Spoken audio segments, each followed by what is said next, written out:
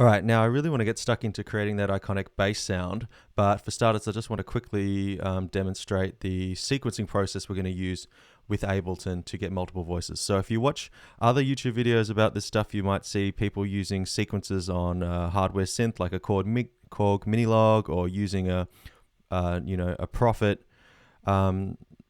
like a Sequential Circuits Pro 1 or something like that. But we're going to use Ableton to do it because it's just a really strong sequencer. So to do that, we need to go into Ableton. Here's Ableton. And check one thing. The one thing is to work out whether or not we can send MIDI out from this program. Now on a Mac, this is easy. Go to Spotlight Search, you search Audio MIDI Setup, this one here, and then we open it up. Then you go to the window menu, Show MIDI Studio,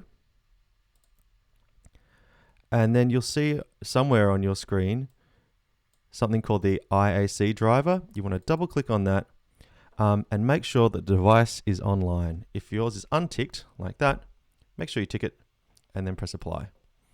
Now on a PC, there is a different process. There's a few different bits of extra software that are free that you might need to download. But let me know if you need a hand and I will help you with that because I don't have a PC to demonstrate that on.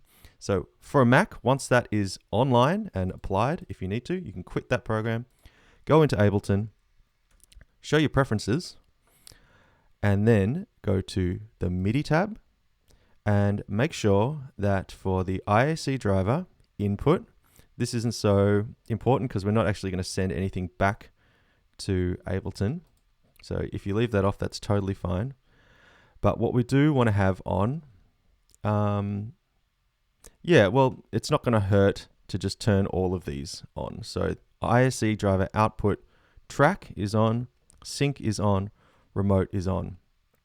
In past tests, I've used kind of all these, or most of these features, but let's just turn them all on. It doesn't hurt in this context for what we're doing. So all of those on, ISC driver output on.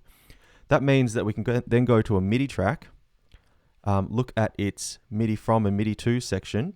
Remember, if you can't see that, make sure you turn on the inputs and outputs with this tab here on the right. For the MIDI to, you're going to select the IAC driver. And then this is going to be important, but for each time we do a new one of these, we're going to change the MIDI channel. So this first one can be the MIDI channel. And to keep things simple, let's use this track to do the kick drum. So I'm going to rename that kick. And now I can quickly write the kick pattern here. Just write it on C3. That's fine. So we can see we've got this boom, boom, boom kind of pattern.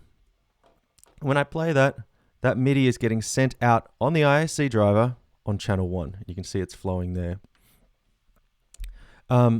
In rack now, what we want to do is we're going to keep using multiple instances of this MIDI to CV module. And to do that, once this one's here, we're going to switch it from computer keyboard to core MIDI. And then for the device, we're going to select ISC driver, +1. And then for the channel, even though it's working, we're going to select channel 1 because we want to use different channels for different instruments.